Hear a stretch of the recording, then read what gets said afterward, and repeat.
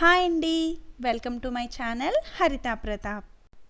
ఈరోజు చేపల పులుసు వంకాయ కాంబినేషన్తో ఎలా ప్రిపేర్ చేసుకోవాలో చూద్దామండి. చేపల పులుసు కోసం 1 కేజీ చేప ముక్కలు, 3 ఉల్లిపాయలు, 3 టమాటాలు, 5 పచ్చిమిర్చి, 4 వంకాయలు, ఒక పెద్ద లెమన్ సైజ్ చింతపండు తీసుకోండి.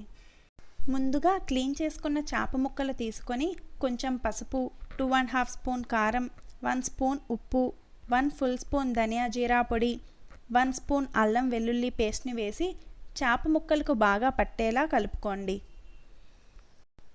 కలుపుకున్న చేప ముక్కలను ఒక అరగంట నానబెట్టుకొని పక్కన పెట్టుకోండి.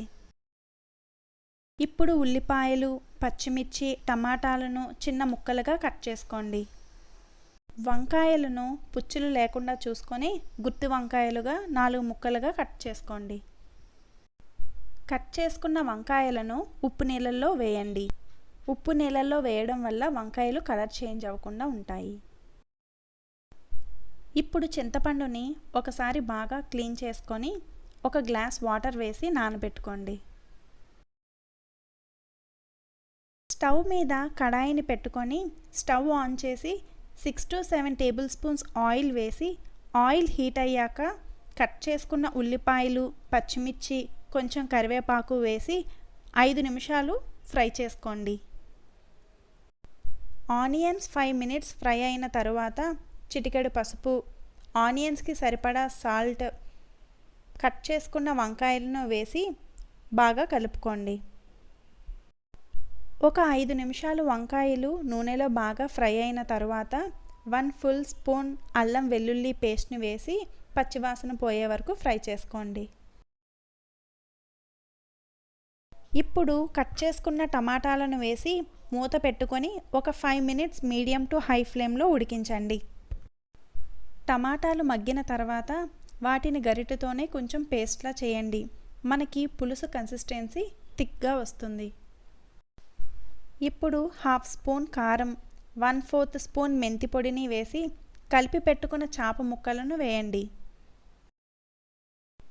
ఇప్పుడు గరిటెతో కలపకుండా ఒక క్లాత్తో కడాయిని పట్టుకొని అన్నీ కలిసేలా కలుపుకోండి. చేపల పులుసులో మెంతిపొడి వేయడం వల్ల పులుసు టేస్ట్ చాలా బాగుంటుందండి. మరీ ఎక్కువ వేయకండి, చేదు వస్తుంది. నానబెట్టిన చింతపండు రసం 1 గ్లాస్ వేసి 1 గ్లాస్ వాటర్ని వేసి కలుపుకోండి. ఇప్పుడు రుచికి సరిపడా ఉప్పుని వేసి ఒకసారి బాగా కలుపుకొని ఉప్పు, పులుపు, కారం సరిపోయాయో లేదో ఒకసారి చూసుకొని సరిపోకపోతే ఇప్పుడే యాడ్ చేసుకోండి.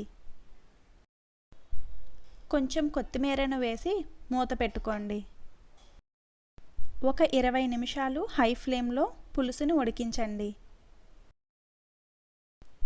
చేపల పులుసు ఎప్పుడూ కూడా హై ఫ్లేమ్లోనే కుక్ చేసుకోవాలండి.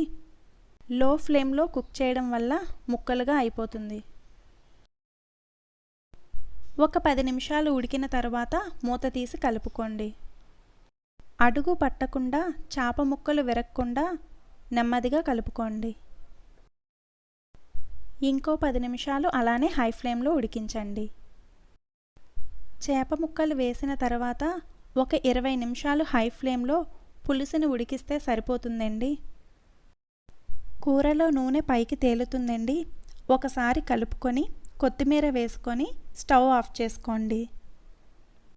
చేపల కూరని మనం తినాలి అనుకునే ఒక 5 గంటల ముందే ప్రిపేర్ చేసుకొని పెట్టుకుంటే మనం తినే టైంకి పులుసు మొత్తం ముక్కలకు పట్టి టేస్ట్ చాలా బాగుంటుందండి.